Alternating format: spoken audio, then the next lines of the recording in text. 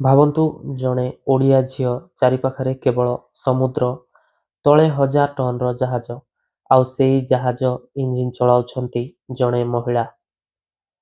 ଆଜିର କାହାଣୀ ହେଉଛି ଓଡ଼ିଶାର ପ୍ରଥମ ମହିଳା ମେରାଇନ୍ ଇଞ୍ଜିନିୟର ବିଭୂଷିତା ଦାସଙ୍କ ବିଷୟରେ। ନମସ୍କାର ସାଙ୍ଗମାନେ, ଏହା କେବଳ ଏକ ସକ୍ସେସ୍ ଷ୍ଟୋରି ନୁହେଁ, ଏହା ହେଉଛି ଜେଣ୍ଡର ଷ୍ଟେରିଓଟାଇପ୍ ଭାଙ୍ଗିବାର କାହାଣୀ, ଭୟକୁ କେମିତି ଜୟ କରିବାର କାହାଣୀ। ଏହି କାହାଣୀ ଆମକୁ କ'ଣ ଶିଖାଏ? ଯଦି ଆପଣ ଓଡ଼ିଶାରୁ ଆପଣଙ୍କ ସ୍ୱପ୍ନ ଛୋଟ ରୁହେ, ଯଦି ଆପଣ ଝିଅ ହେଇଥାନ୍ତି, କୌଣସି ପ୍ରଫେସନ୍ ଓନ୍ଲି ଫର୍ ମେନ୍ ନୁହେଁ। ଡର ଥକିଲେ ମଧ୍ୟ ଆଗକୁ ଯିବା ହିଁ ସଫଳତା। ବିଭୂଷିତା ଦାସ ପ୍ରମାଣ କଲେ ଓଡ଼ିଆ ଝିଅ ମଧ୍ୟ ସମୁଦ୍ର ଜୟ କରିପାରେ। ଯଦି ଏହି ଷ୍ଟୋରି ଆପଣଙ୍କୁ ଇନ୍ସ୍ପାୟାର କଲା, ତାହେଲେ ଭିଡ଼ିଓକୁ ଲାଇକ୍ କରନ୍ତୁ, ଭିଡ଼ିଓକୁ ସେୟାର କରନ୍ତୁ।